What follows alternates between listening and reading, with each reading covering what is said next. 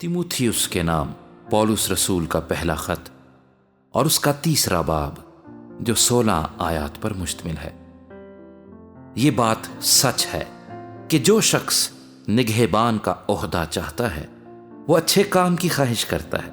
बस निगहबान को बेइल्जाम एक बीवी का शोहर, परहेजगार, मुतक्की, शाइस्ता, मुसाफिर परवर और तालीम देने के लायक होना चाहिए।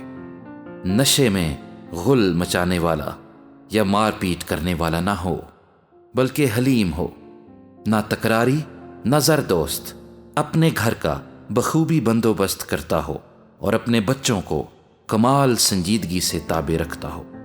जब कोई अपने घर ही का बंदोबस्त करना नहीं जानता तो खुदा की कलीसिया की खबरगिरी क्यों करेगा।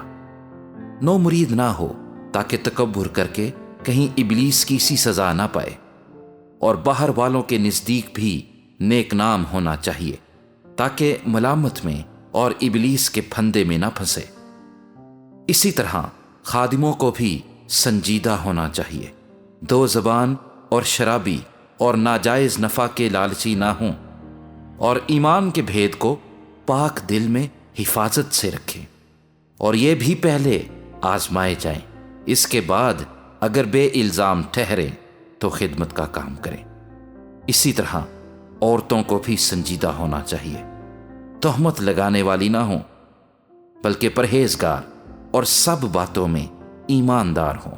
खादिम एक एक बीवी के शोहर हों और अपने अपने बच्चों और घरों का बखूबी बंदोबस्त करते हों, क्योंकि जो खिदमत का काम बखूबी अंजाम देते हैं वो अपने लिए अच्छा मर्तबा और उस ईमान में जो मसीह यीशु पर है बड़ी दिलेरी हासिल करते हैं।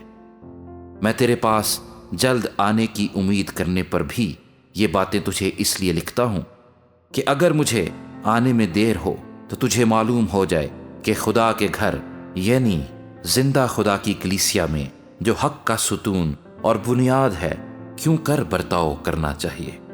इसमें कलाम नहीं कि दीनदारी का भेद बड़ा है, यानी वो जो जिस्म में ज़ाहिर हुआ और रूह में रास्तबाज ठहरा और फरिश्तों को दिखाई दिया और गैर कौमों में उसकी मुनादी हुई और दुनिया में उस पर ईमान लाए और जलाल में ऊपर उठाया गया।